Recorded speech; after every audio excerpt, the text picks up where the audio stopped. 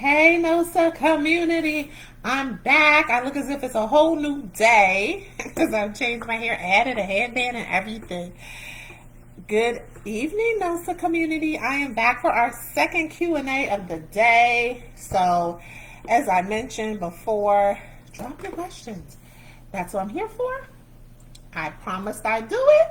And I'm here again. It's a little bit after 6, doing it again.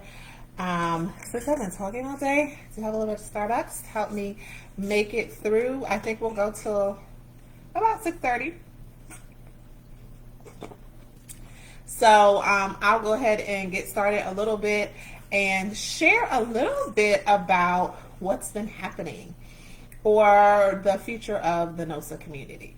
So for those who may not know, I'm Shamika, so I am the founder and creator of the NOSA community. I created it based on a need that I saw out there where there wasn't a place, community, safe space, open space to find out information about healthcare staffing, specifically if you were a nurse who wanted to transition into entrepreneurship. And one of the ways that I went about solving that problem is I created the community. So I created the community. The first official member of the actual NOSA group on Facebook was my sister, who's been a strong support of what we're doing here. There's so many entrepreneurs made through this group, so many successful entrepreneurs. And because of that, I've kept the community going through my own transition from employee to employer, through events, through a pandemic, through growth, through challenges. I kind of continued with the community and kept things going. So that's who I am. I'll let you guys jump in. If you have any questions, drop them in the chat, comment below, and I'll go through them throughout the next 30-45 minutes. As I said before, I don't typically do 2 lives a day, but let me know in the chat box, comment box, if it's something you guys like. I was thinking and deciding to do 2 was to accommodate our East Coast and West Coast members, as we have a strong presence on the West Coast. So I did a 12 and 6, and that's probably the best times I can get to based on my schedule. So like I said, it's the first time I'm doing it. I thought it would be nice to kind of allow as many people as possible to jump in and ask their questions, as well as you guys who are more experienced or just have different experiences than I do, to share them as well. So let's see what we got. Hey, Stacia. I'm glad you can jump in. Where are you located?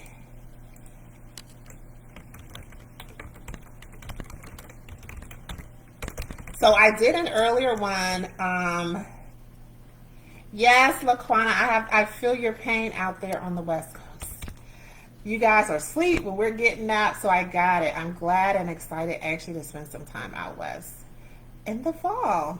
So I'll keep you guys posted on that. West Virginia, okay, cool.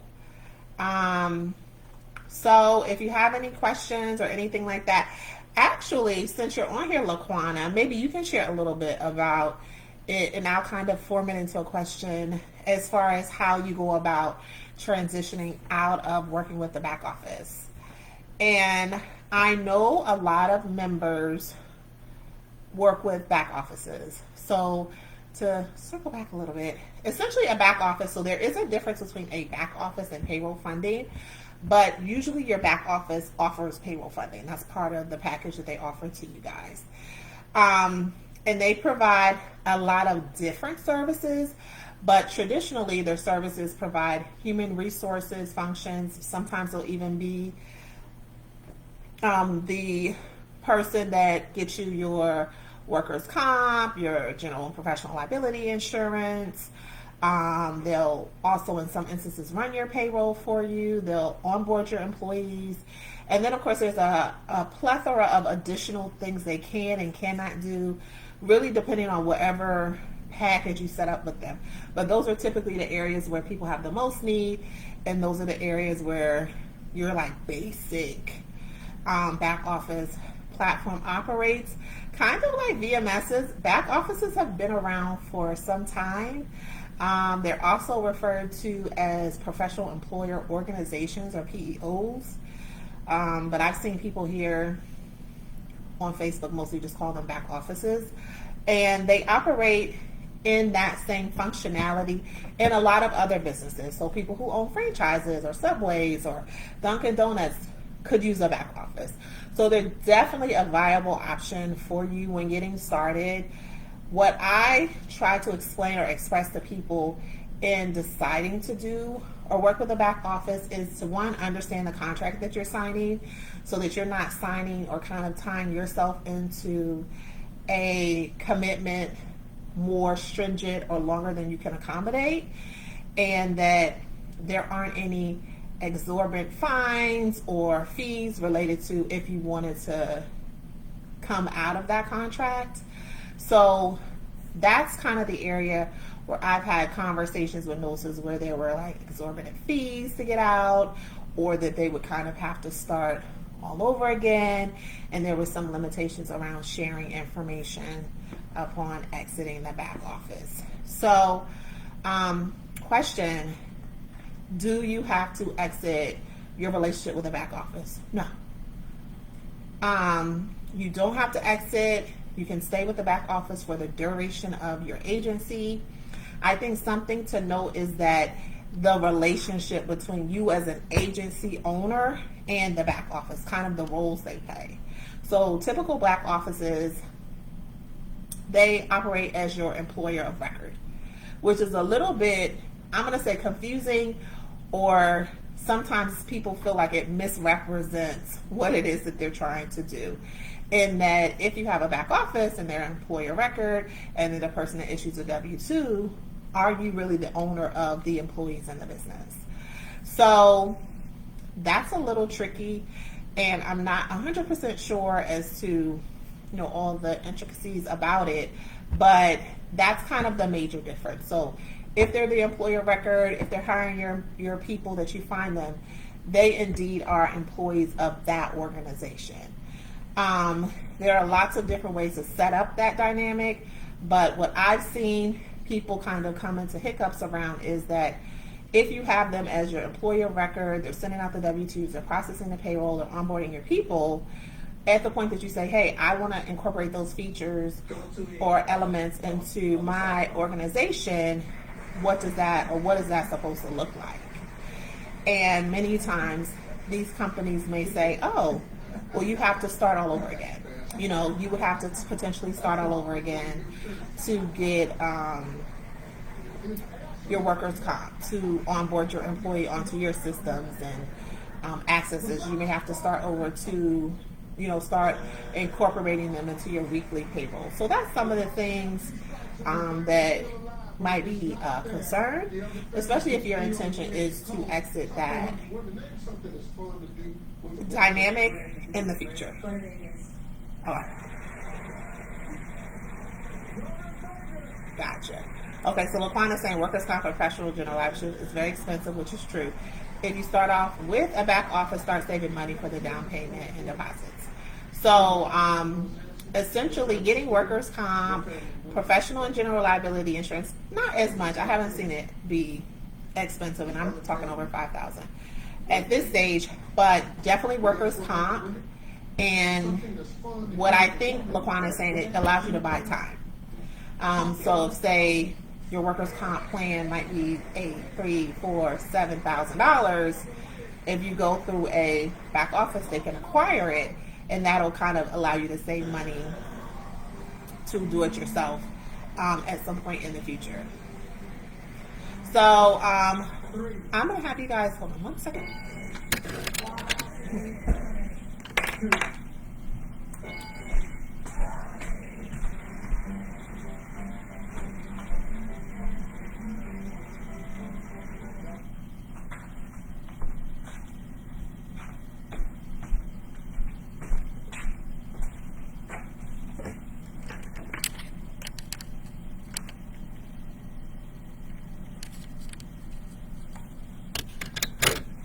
And a lot of it is really about business relationships. So whether you keep one, have one, don't have one, any business relationship where you're signing a contract, it could be for accounting services, it could be for payroll funding. You want to be really clear as far as what the contract says, as far as like if someone asks you like, are there fees to exit? Are there fees to cancel? Is it a 1 year, 2 year contract? Do you have to meet certain requirements? Does it mean that you can't work with other companies? So on and so forth. So just kind of being clear about what it is, the terms that you're going to be under, any fines or fees that you may have to incur, any minimums that you may have to incur. And then I tell people, get a lawyer to look at it. Just like with any contract, you want to make sure that it's favorable. And at the bare minimum, that it's fair. So you don't want to say, hey, I signed up with this company, then I decided, hey, I don't want to do staffing, and now I'm stuck with this big bill because I didn't know or I wasn't super clear as to what they were selling me. And with that, it's important to understand that working with back offices and any business service companies, they are salespeople. So they typically want your business, so they are going to sell you on their product. So your interest is secondary a lot of the time to them making the sale. So that's why I say the whole thing about sales. What's some other things? The same thing applies to payroll funding. A lot of people use funding. You want to make sure it's a good fit. Do your research.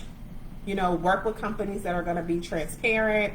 Talk to people who work with it, which I think is a big thing in the group, especially around the back office pieces. Talk to other people who have worked with the back office or any other business service company you're thinking about working with, so that way you can, of course, definitely ask questions of the business or account rep, ask questions of clients that they may have worked with. And then you can also ask a question of a NOSA that may have, that is in a more similar situation as you are, as far as, oh, well, how long did they do this, or how did they handle this, or if there was an issue, how was it handled? You don't want to go into any of these things regarding contracts blindly. You don't want to position yourself where you're putting out more money to maintain these relationships than the value that they're adding to your business.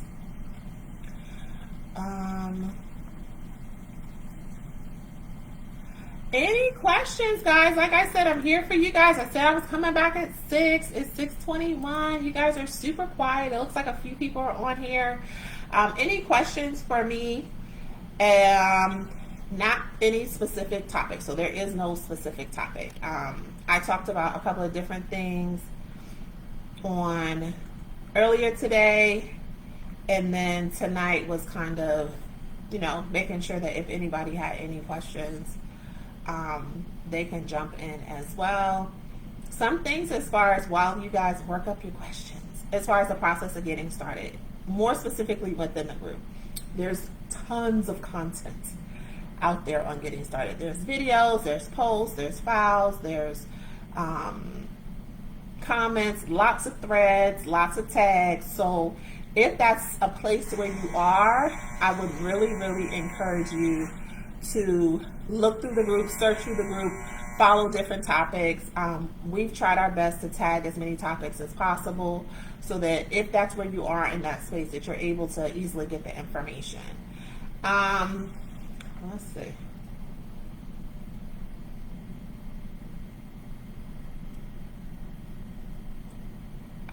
Stacia asks, are we required to have our candidates take courses prior to starting, like from healthcare hire, HIPAA, long-term care, dementia training, and so on? Okay, good question. So that is client specific.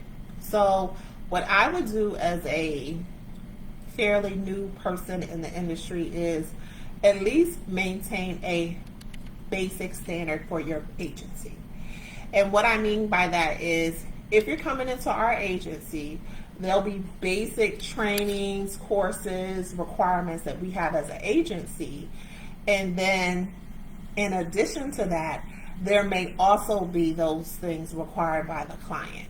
So for instance, like if somebody's going to a long-term care setting, we're going to kind of take them through a lot of that HIPAA, hand washing,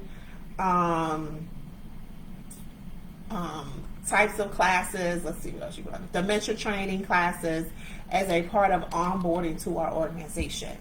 Now, if we have a client that says, hey, we want to also, have them do a skills checklist. We also want them to do these specific courses that we have our other employees or staff employees do, then that's that. So it's kind of up to you.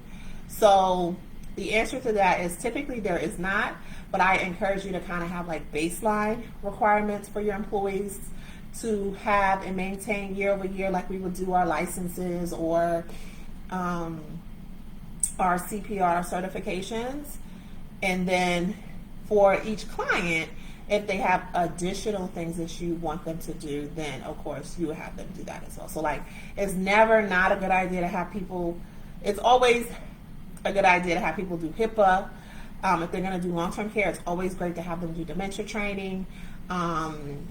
What's another one? Any sort of system-specific training like point-click care, which is popular in a lot of long-term care facilities. It's also great to have people do training courses. And it doesn't have to be in depth, guys. I'm not talking about like a 30-hour training course. I'm talking about like a 1 hour, 1.5 hour type of course that they can do on the self-pace. It's always nice to have people do customer service training, emergency, like preparedness type training is really good. So it's kind of more of how you envision your organization to operate. But Stacey, I would do what we require here at the NOSA group, and then any additional requirements that my client might request. Okay, Dominique, okay.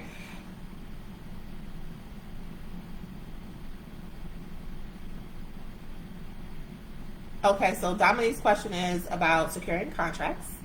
So she would like to secure more contracts. Do you currently have contracts in Mississippi? So that's the question. And you're looking to expand into Tennessee. My question to you is why Tennessee? And then I keep hearing we already have agencies. So what would your best approach be in securing more contracts? So that's not an unfamiliar statement. That's something that we've heard pre-pandemic. We don't use agency. We have enough agency. One thing that I would take as an approach is what makes you different. So in kind of preparing like your marketing strategy and kind of how you're going to go about expanding your business, you want to kind of know who are the agencies in Tennessee.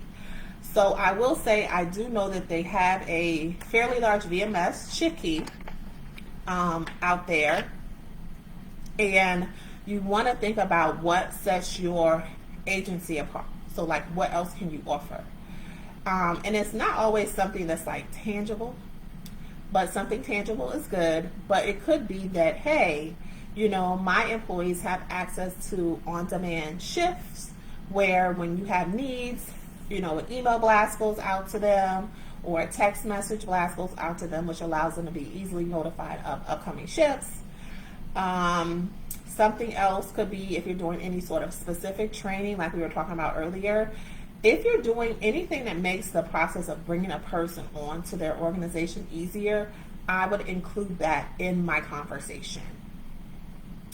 That would be like if you're working with facilities that use point-click care. Hey, we provide a computer training class on point-click care for all of our CNAs and nursing staff. They're certified in this, dementia training, or that.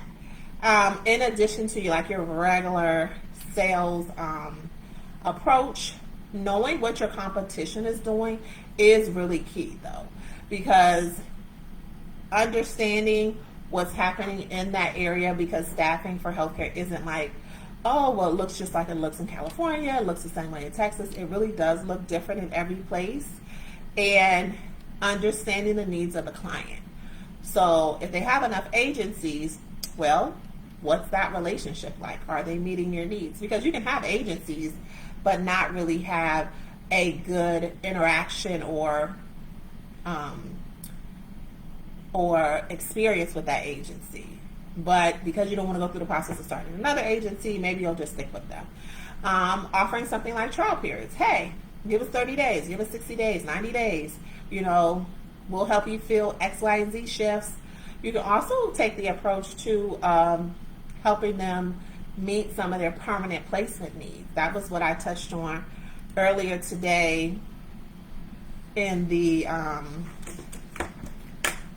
Facebook Live I did at 12, is that permanent placement is a big thing. So if an agency says, we don't use agency, that's fine, but maybe they just need to have permanent placement. How many jobs do they have open? Indeed, Career Builder, Facebook, social media is a great resource to give you, even their individual websites, to give you an idea of how many jobs opening. So if they're hiring for a director of nursing, hey, you know, we not only provide temporary staffing, but we also provide permanent placement or direct hire. Do you have any of those types of needs? So what I would do first, Dominique, is really do a little bit more research about what's happening with staffing in Tennessee, like why you decided to pick that state, and then look into what your competition is, like what they're doing, what types of facilities they're working at. Then also look into what types of jobs are open in the area that you want to start in. Ivory. Okay. So Ivory says, I would like to piggyback off the question. When expanding, do I have to get registered? Do I have to register my business in each state that I have to place these healthcare professionals, especially if I'm interested in placing travel nurses? So this is the thing. One, I always say this caveat because I'm not an accountant or a tax professional. So those are usually the people that you really want to specifically ask that question to, Ivory, because they know your business situation. So my answer is going to be fairly generic, and I'm going to also tell you to refer to your specific state tax professional. Because in the U.S. we have state taxes, you can't kind of talk about something across the board unless you're doing business in all of those states. So that's not the case for me, so I'm only going to give like a generic answer to that question. And the answer is yes. So a great parallel about business taxes is similar to W-2 taxes. So if you're an employee and you work in Delaware and then do work in Maryland, you have to file taxes in both states, or you have to file a W-4 form in both states unless they have reciprocity. And I'm not going to get into reciprocity. But the same applies for businesses. Businesses, states want their tax money. So if you do business in this state and then proceed to want to do business in the next state, you do have to register your business. Typically it's as a foreign entity in that state to do business, and that is kind of one, allowing you to do it, and any requirements that may happen. So like if you're in we'll use Delaware. If you're in Delaware and then you say, hey, I want to open up an agency in Maryland, or I want to do staffing in Maryland, it's a different process of running a healthcare staffing business in Maryland than it is in Delaware or Florida or California. So there are different steps involved, even if you set yourself up as a foreign entity to do business. So you want to make sure that you're covering it. Illinois is the same way. So they have a application process, they have fees and different requirements that they have. So as far as travel nurses, some of that can look a little tricky, just because it's really more based on where the client is than it is based on where the nurse is traveling to. Right. So exceptional nurses say, yes, at least I had to. Yes, you do. So that's the answer to that. So you do have to register as a foreign entity. You have to set yourself up. No different than if you were going to work in another state. Joel, the sample contract that's in the files, am I able to use that without being an American Staffing Association member? So the sample contract that's under files, it should have a notation. If it doesn't, I'll put a notation on there. That is a sample. So have people take some of the language from there, put it into a Word document, and then had a lawyer look at it and make edits? Yes. And that's probably the best way to do it, because there's a lot of things missing from that contract. And some of it is state specific. An example would be, and LaQuana, you can jump in here too, because I'm going to give a California example. In the state of California, overtime does not start at 40 hours. It starts when you work, look, I've got to think about it, when you work over 8 hours a day. So that would look different. So can you use it as a starting point? Of course.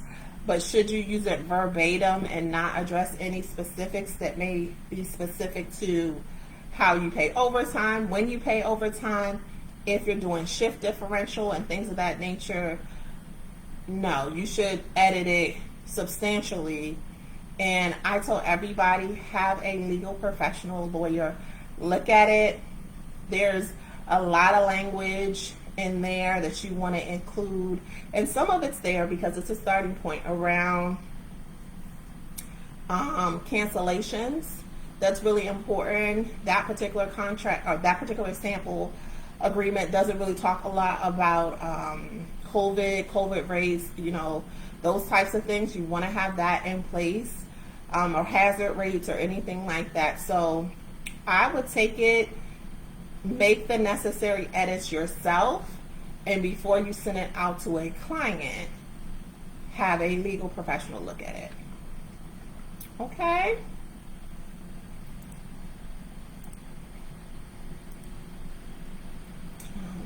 So the American Staffing Association, I think there's one or two different contracts in the group, but that's just a sample. It's not something that they want you to redistribute. You know what I mean? It's just a guide. I will say, though, that the American Staffing Association is a great resource and tool to use in getting started in staffing.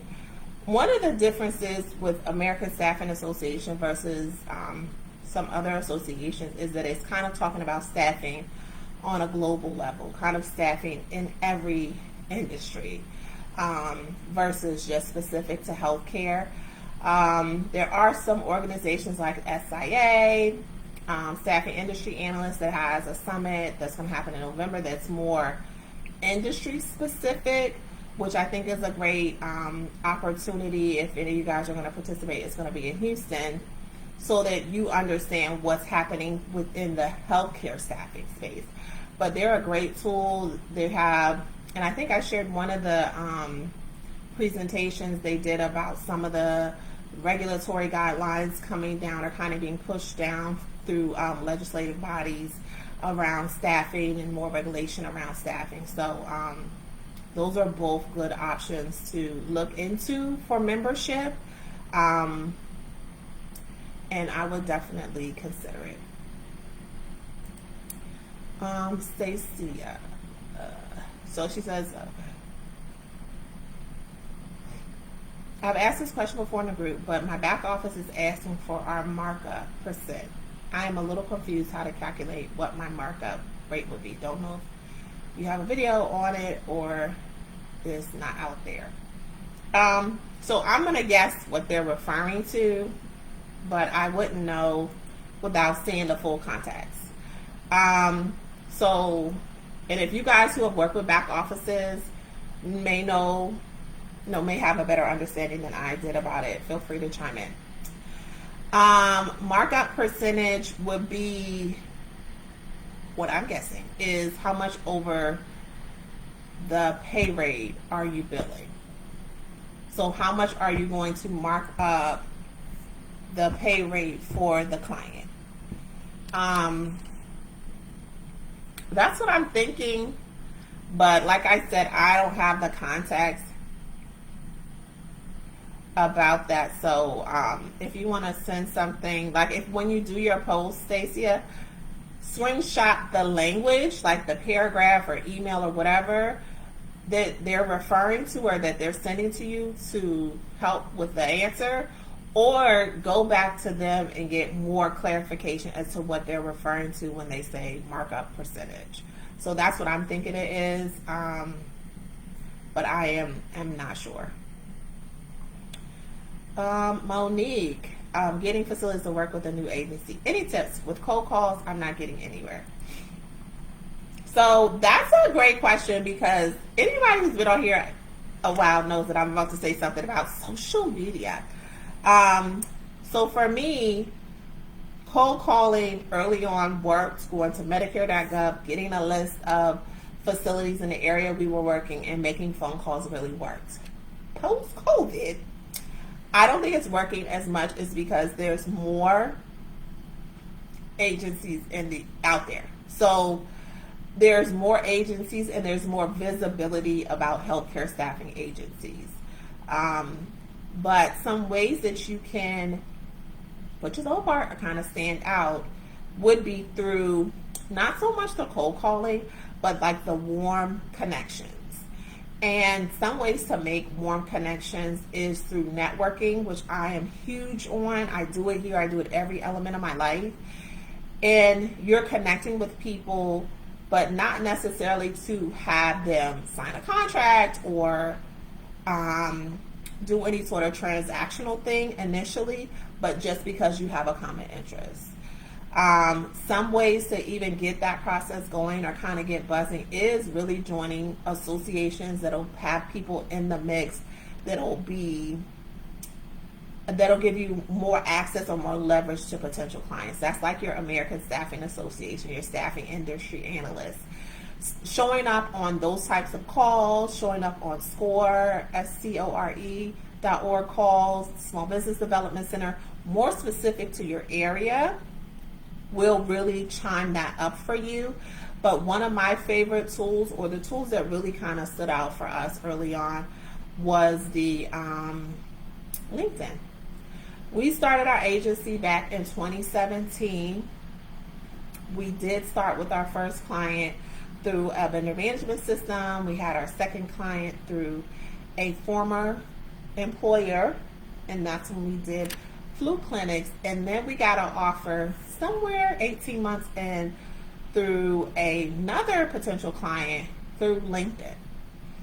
We had set up the profile, had some information about what we did. At the time, we included pretty much every skill set that we did as nurses, and that included for us HEDIS reviews, chart reviews, case management types of surgical quality reviews, and a representative from one of the major health insurance companies reached out to us, and she was like, hey, I need some help with placing some of my positions for the HEDIS season. So the HEDIS season is just like a short period of time. It's about the length of a travel contract, like 13, 16 weeks. Can you help me? And from there, really for us, it kind of opened the door. So of course, I'm going to be honest, the opportunity didn't come through fully, but it opened the door and really expanded the idea that this LinkedIn thing can really connect you to people. The way I explain it to people in like layman's terms is the people that are on Facebook, they are employees, there are employers, they're probably more employees. But the people that are on LinkedIn are more of your employers and decision makers. And once you kind of connect to us at the NOSA group, and since you mentioned it, I'm going to go ahead and drop our LinkedIn, you get connected to several other links down the chain. So you're able to see people that are connected to us, and they're not always connected because they are not always connected because they're not always connected. Okay. I want to try to get to the page, guys. Give me a second. They're not always connected because of I'm working with them or that they're potential clients. That's not always how the connection is made. There are quite a few. Okay, well, if you can't get into that LinkedIn, I'll share it again later. There are quite a few people down that are in different locations, but maybe have similar topics or similarities to the things that are of interest to me and my organization. And a lot of people have made contracts and gotten contract opportunities through that. Some things that just remember, just like when I spoke about the website, is you want to keep it simple. but clean. You want to make sure it's still professional and it's informative. So I should be able to go to whoever it is, and if you want to drop your LinkedIn, you can, LinkedIn page, and get a clear picture as to what you guys do, where you guys provide the service, what types of clients you work with, if you work with clients. And what makes that site nice, or LinkedIn nice, is that you can get endorsements from previous clients, which is essentially looking like reviews or other collaborations or partnerships that you've done, so that people can be super clear as to what type of business that you've been in. So if you haven't, guys, set up your LinkedIn. It's one of the secret places I think people don't pay enough attention to. They can kind of produce a lot of good results, especially when it comes to acquiring new clients.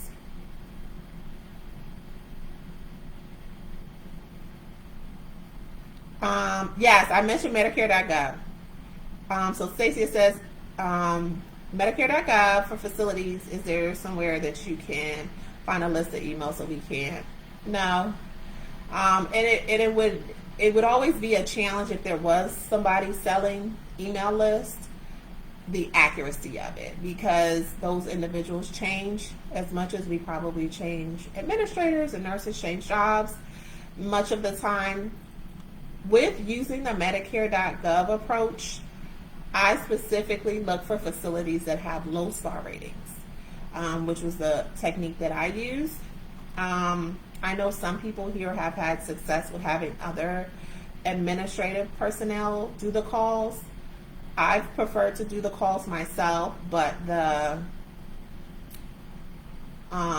one of the nice things about doing Medicare or doing LinkedIn is that you kind of sell it yourself. So if you set up a nice LinkedIn page, you can include a video, which would be nice, any sort of presentation or visual about your business.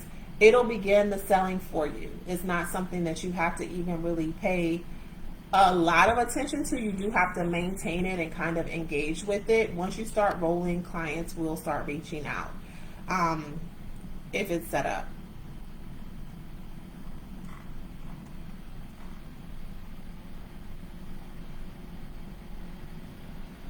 Monique, can you give us an example of your cold calls? What do you mean? How I would call? I've shared a script on the group. I don't have a this is what I do approach. What I will tell people that works, and I think someone else posted it in the group today, is I don't follow a script. Just like with this, I'm not following a script as much as I'm do the research on the company. So my conversation with any new client is really based on what I know about that client. So if you go into a cold call and you don't know much, like you don't know how long they've been in business, if they have multiple locations, how many potential jobs they have open, you don't know names of CEOs and administrators, or at least somebody on the management level, then you're kind of doing yourself a disservice, because then they'll lead the conversation. Okay, well, we don't have agency. So if they reach out and say, oh, well, I'm interested, I have this and the other, I'm interested in providing services, and you don't know what types of needs they have, then you kind of curb the conversation to them saying, well, what do you do? How many people do you have in your network? How long have you been in business? And what I prefer as a sales technique is to ask questions. So upon the initial contact, I'm going to find out, hey, well, I noticed you guys have been in business for X amount of years and you're expanding to these different locations. Are you looking to fill needs there? So whether it's there or any other situation, asking the questions is a lot better of an outcome initially than them asking you questions. I can say, though, some questions that get people stumped or that may have people second guess themselves is around how big is your network or how big is your pool of candidates. Some people don't know what to say, and that's not going to be a good response if you don't know what to say or say nothing. Another question is around, like I've heard people say, there's been questions around, oh, well, your bill rate's too high. This agency offers this. You know, what to say in that situation. And a lot of it is really about pivoting. So I could give you a script, and like I said, there is a script in the group under files. But if I ask you, well, how many people are in your network, or how many jobs can you fill a month, or are you Joint Commission certified, that's really specific to your agency. So doing your research, being persistent, being persuasive, and finding out where they have gaps, and including that in your conversation with them. And more than that, too, practice. So no different than when I get on here and do these Facebook Lives, I already have like a general idea of what I want to talk about. But for Q&As, I kind of can't do that as much. And you want to make sure that you are, you know, selling your business in a good light, you're prepared. And if they say no, sometimes no is just not right now. So it's not a no at all.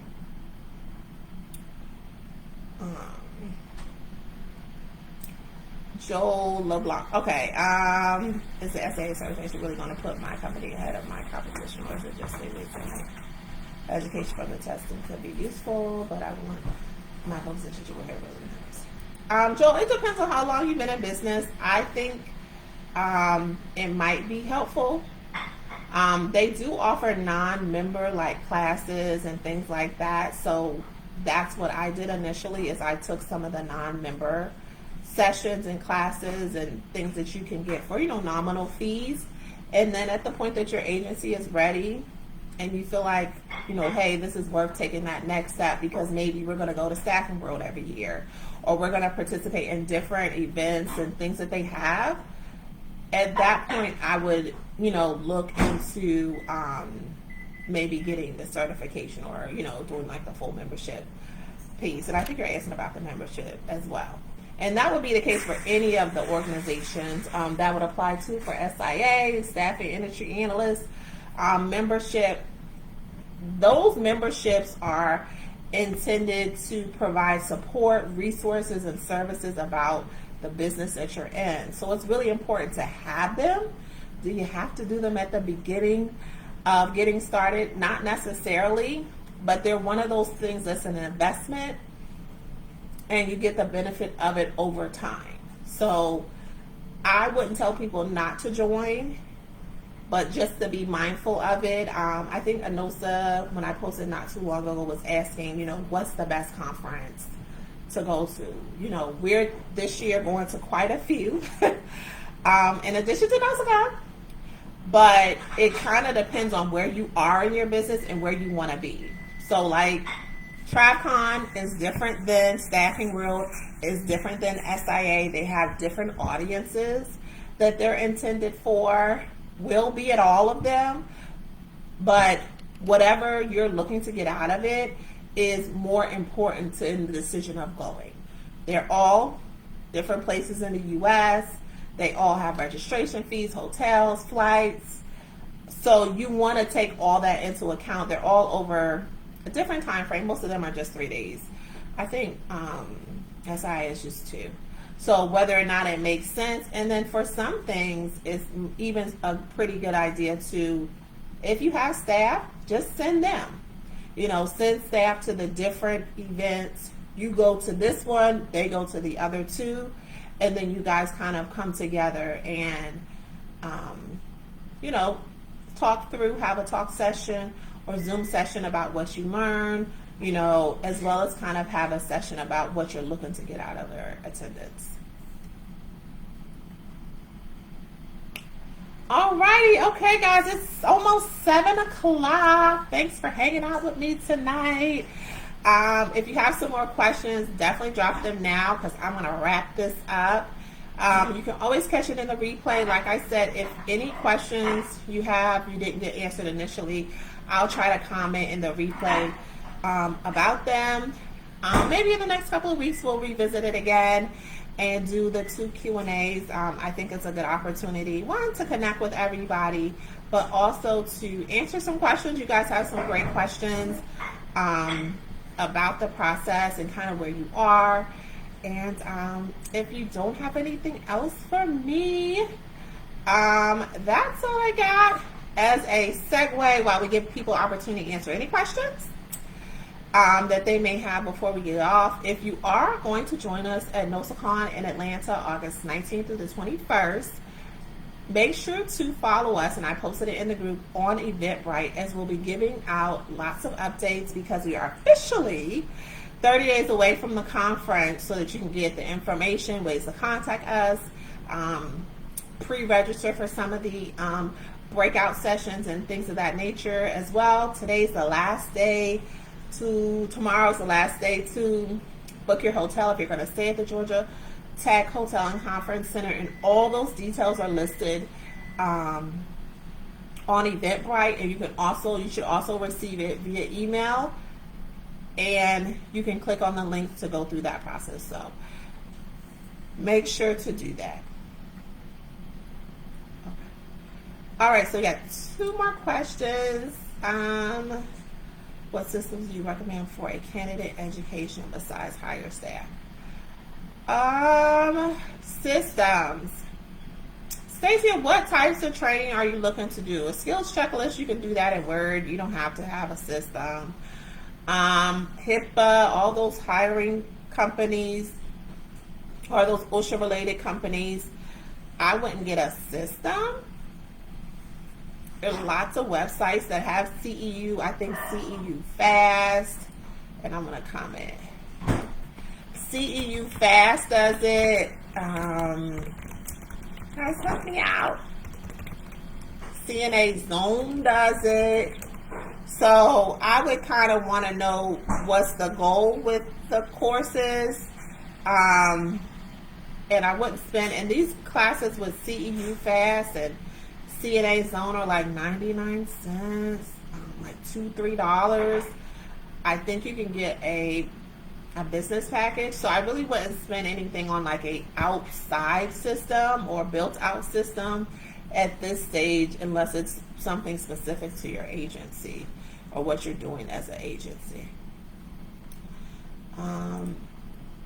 And Taylor, when should you start cold calling? What should we have lined up before calling? Insurances, websites, contracts. So Taylor, I would say all of those. So you want to have all the examples that you gave. You want to have a website because you want them to be able to go to some place to see that you're who you say you are, you do the type of work that you do. Insurances, I would say yes, just because the process of actually getting your insurance through is taking a little bit longer. So it's a little bit more beneficial to have it in place already, or at least have it in the pipeline where maybe you haven't paid the premium yet, but you've done all the pre-work or pre-paperwork to do that. Contracts, for sure. You should definitely have a contract. Sometimes the phone call goes where you say, hey, this is what I do, this is what I offer. Okay, send me over your contract. You don't want to spend days or hours figuring out, putting together a contract, tweaking it, or reaching out to someone else to give it a second look. So you definitely want to have that in place. I tell people, have your social media set up. Having something outside of your website that kind of shows who you are, what you do, that could potentially show other people's reviews or views of experiences with you is really key, because that becomes that additional sales piece to kind of say, oh yeah, she does some great business. She's worked with this person and that person, and she's done this, that, and the other. So that helps with that already being set up. Okay, cool. Okay. I'm going to do Taylor's second part of her question, and I'm going to do Erica, and we're going to end the live. Taylor, I would talk with your insurance rep. I am not at all 100% clear what cyber liability insurance is, or cyber liability coverage. They can probably give it more explanation. I do think, just guessing, it has something to do with people posting social media posts related to HIPAA violation type stuff. But talk to one of the, or talk to your insurance rep or one of the people listed in the group that does insurances. Erica, so NOSACon. So NOSACon is happening August 19th through the 21st. I'm going to type it as we're talking, Erica. And that's in Atlanta.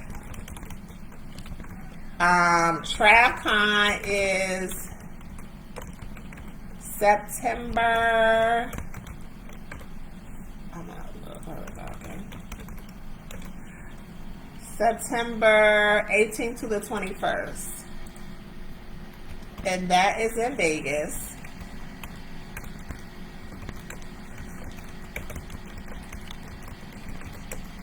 Staffing World is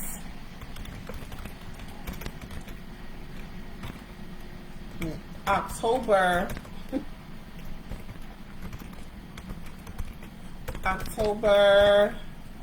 Let's see, I'm gonna have to look it up. Staffing World. Staffing World is October. Eek. Oh man. I think Staffing World is October 24th through the 27th.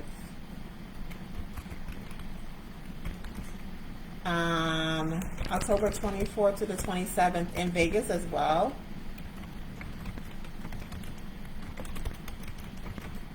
And then SIA, the Healthcare Staffing Summit, is November, I think it's the 2nd through the 4th in Houston. Okay, I just want to check one thing. So specifically for SIA, they have a lot of different conferences or summits. I am only talking about the Healthcare Summit, so they call it the Staffing Summit. The Healthcare Staffing Summit, that's what I'm talking about when I say SIA. So it is the 2nd through the 4th, and it's going to be in Houston. So we'll do another post, Erica, to share with you guys if you're interested in coming. This is where we're going to be hanging out. We were in Vegas last year at TravCon. TravCon usually happens around the same time of year. I think they changed the dates for Staffing World because it was on like the tail end of TravCon last year. So they moved it to October. It'll be in Vegas again. And then of course SIA, the Healthcare Staffing Summit, is in different states. As it was last year, it was in Boston. So perfect. All right, guys. Thanks so much for hanging out with me. I hope you have a great rest of your week. And I will be chatting with you.